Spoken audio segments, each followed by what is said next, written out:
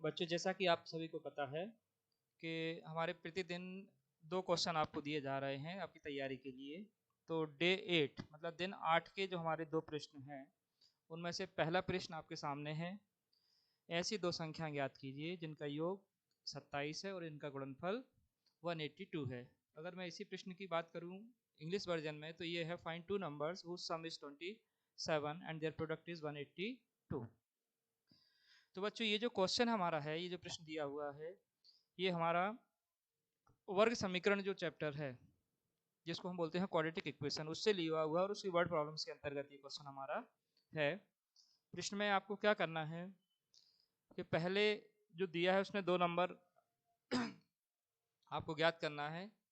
तो सबसे पहले जो अननोन नंबर्स हैं उनको आप कुछ मान के चलेंगे। उसके आधार पर जो कंडीशन दी है, कंडीशन के अकॉर्डिंग हम एक इक्वेशन बनाएंगे और एक इक्वेशन को बना के हमें फिर इसको हमारा आंसर निकालना है। तो कैसे हम इसको करेंगे आप देखें। अगर कहीं कोई प्रॉब्लम हो तो फिर हम उसके बारे में बात करेंगे।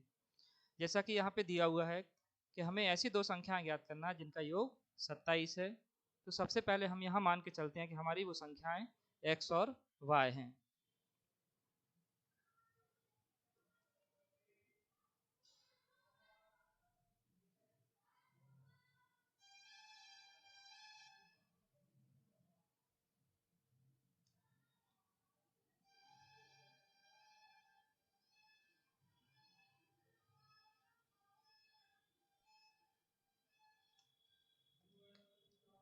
Late the numbers be x and y। अब पहली कंडीशन जो आप देख रहे हैं इसमें कि ऐसी 2 संख्याएं जिनका योग 27 है, मतलब हमारे पास जो संख्याएं दी गई हैं उनका योग 27 है। और योग का मतलब होता है संख्याओं को जोड़ना।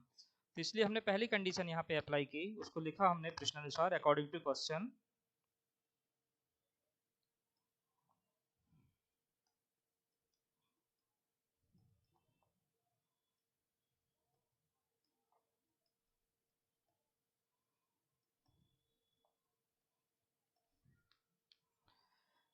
हमारे पास एक समीकरण निकल के आता है x प्लस वाई बराबर 27।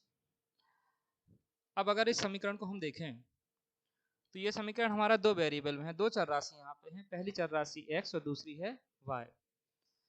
समीकरण चूंकि हमारा दिया हुआ है x प्लस वाई बराबर 7, तो हम यहाँ से या तो x का मान y के रूप में ज्ञात करने की कोशिश करेंगे या y का मान x के रूप में। तो ये हम कैसे करेंगे ये आप देखें।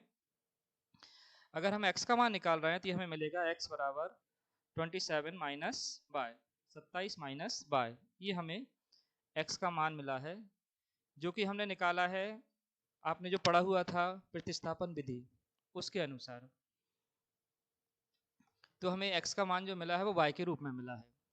अब हम सवाल में आगे चलते हैं। हमें दिया हुआ है कि हमारी संख्याओं का गुणनफल 182 है।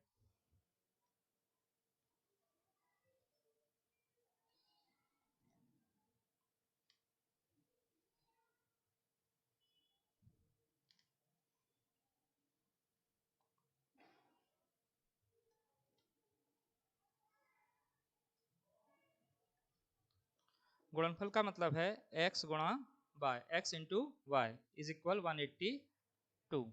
अब आप देख रहे हैं कि आप x का मान इसमें पहले से ज्ञात कर चुके हैं।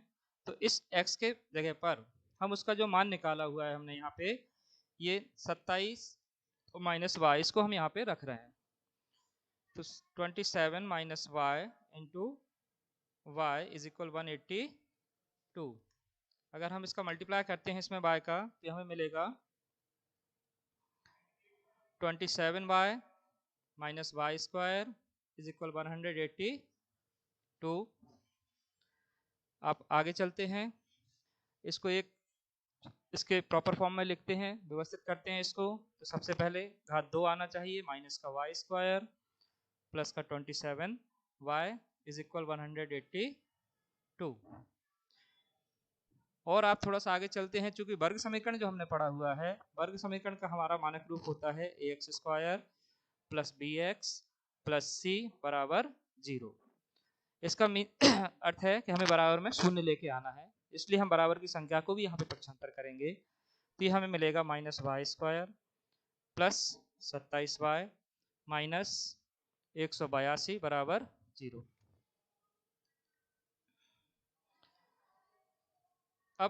हमारी पहली संख्या चूंकि ऋणात्मक है, तो इसको हमारी गणना को सरल करने के लिए, कैलकुलेशन को थोड़ा सिंपल फॉर्म करने के लिए हम यहाँ से माइनस को कॉमन ले रहे हैं। तो ये हमें मिलेगा माइनस बाई स्क्वायर प्लस में कन्वर्ट हो जाएगा, प्लस माइनस ये माइनस का 27 बाय, और माइनस माइनस ये हमें मिलेगा प्लस का 182 बराबर 0। माइनस का गुणा आप सामने करते हैं तो y square minus 27 by plus 182 is equal 0। एक वर्ग समीकरण हमें मिला है, क्वाड्रेटिक इक्वेशन। अब इस समीकरण को, इस इक्वेशन को हम चाहे तो फैक्टराइज मेथड से सॉल्व करें, गुणनखंड विधि से हल करें, या फिर फॉर्मूला मेथड से हम इसको सॉल्व करें, जो आपकी सूत्र विधि है उसके अनुसार आप इसको हल करें। तो मैं यहाँ इसको हल कर रहा हूँ फैक्टराइज मेथड से। फैक्टराइज मेथड के अकॉर्डिंग अगर हम चल रहे हैं तो हमें ऐसे दो नंबर फाइंड करना है, ऐसे दो नंबर ज्ञात करना है जिनका गुणा 182 आ रहा हो और जोड़ने पर 27 आता हो। तो मैं यहाँ पे 182 के गुणनखंड करके देखता हूँ। 2 से डिवाइड किया है मैंने, ये 9 बार होगा, एक बार होगा। 91 7 से डिवाइड होगा 13 बार, और 13 का डिवाइड 13 से ही होगा एक बार। जो संख्याएं आपके पास आई हैं 2, 7 और 13, 3 संख्याएं आपको मिली हैं। इन 3 संख्याओं से आपको 2 संख्याएं बनाना है जिनका गुणनफल 182 आएगा, क्योंकि हमने उसी को यहाँ पे फैक्टराइज किया हुआ है। लेकिन हमें ध्यान रखना है कि जो 2 संख्याएं बनेंगी उनका जोड़ हमारा 27 आ जाए। तो हम यहाँ देखते हैं कि अगर हम इस 7 और 2 का गुणा करें तो एक संख्या हमें 14 मिल रही है और दूसरी 13। 14 और 13 को हम जोड़कर देखते हैं तो हमें 27 यहाँ पे प्राप्त हो रहा है। इसका मतलब है कि हमारे जो इसके गुणनखंड है 27 के, वो हमें 14 और 13 प्राप्त हुए यहाँ पे। तो मैं यहाँ पे इसको लिखता हूँ Y square minus 14y plus 13y और प्लस का 182 182 बराबर 0।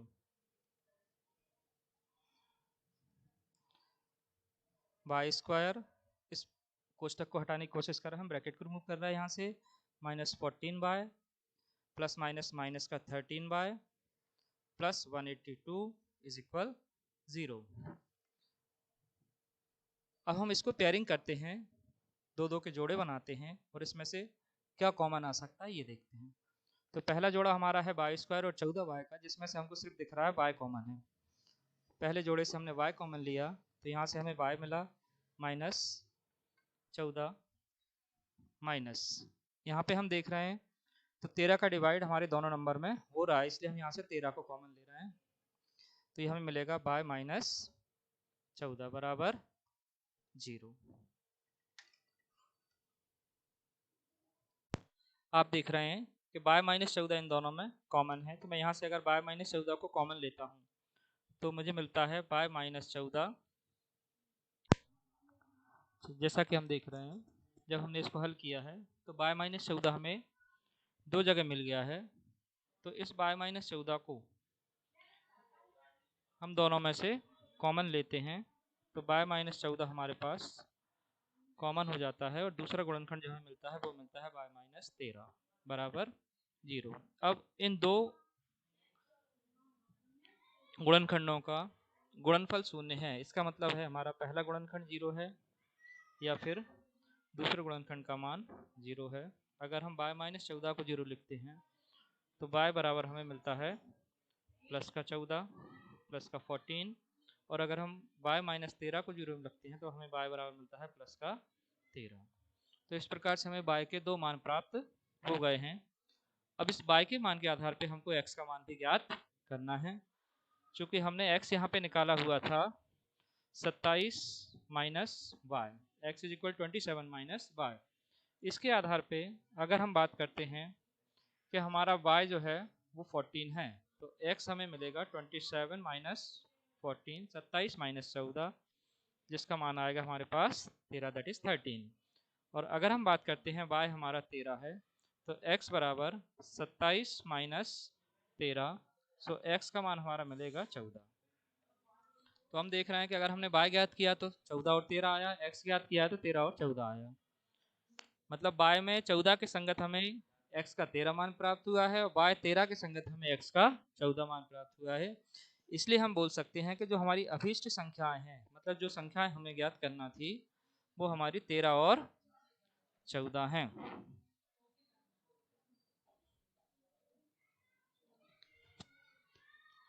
तो इस प्रकार से हम हमारे पहले प्रश्न को यहीं पे खत्म करते हैं। हमारी संख्या हमने ज्ञात।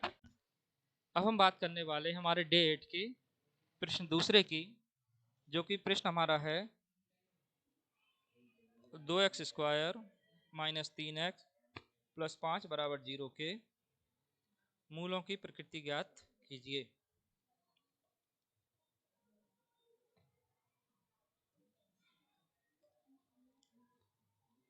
इंग्लिश में अगर हम इसकी बात करते हैं तो find the nature of roots of quadratic equation 2x² minus 3x plus 5 is equal 0। तो हमको नेचर ऑफ रूट्स फाइंड करना है, मूलों की यहाँ पे प्रकृति ज्ञात करना है।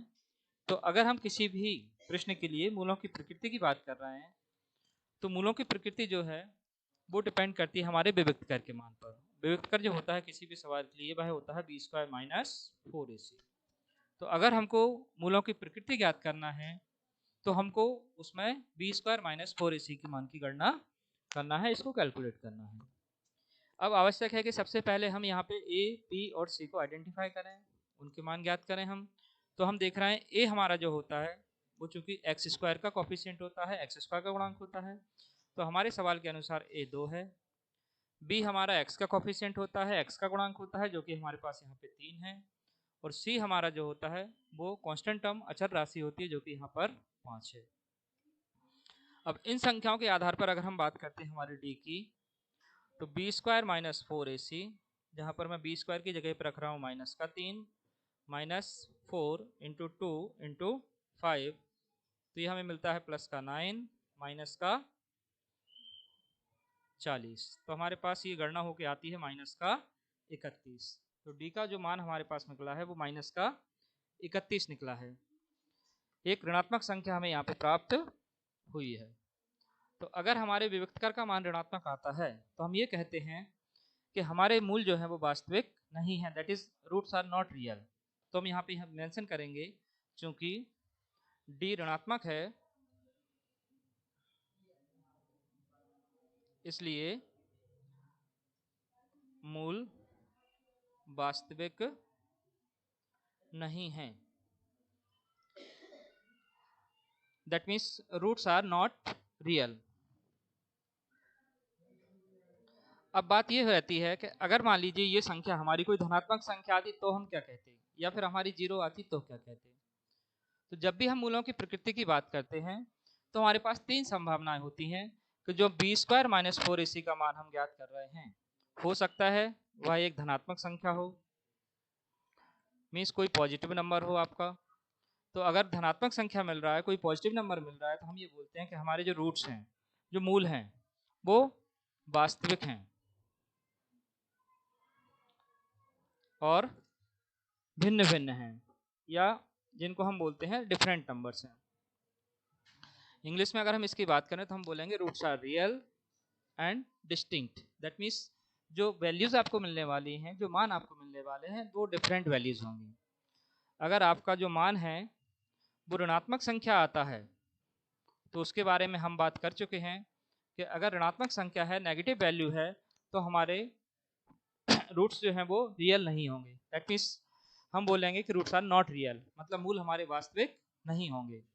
और तीसरी संभावना बनती है कि हमारी जो b² माइनस 4ac का मान शून्य आए, एक 0 मिले। तो अगर शून्य आता है तो हम ये कहते हैं कि हमारे मूल जो हैं वो वास्तविक हैं लेकिन बराबर हैं या समान हैं। That means roots are real and equal.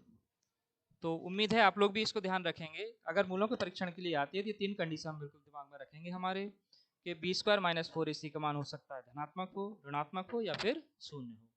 धनात्मक है तो हम बोलेंगे मूल वास्तविक हैं और भिन्न भिन्न संख्या हैं, ऋणात्मक है तो हम बोलेंगे मूल वास्तविक नहीं है, और अगर शून्य है तो मूल वास्तविक और समान है। तो कल के प्रश्नों के लिए हम फिर कल मिलते हैं।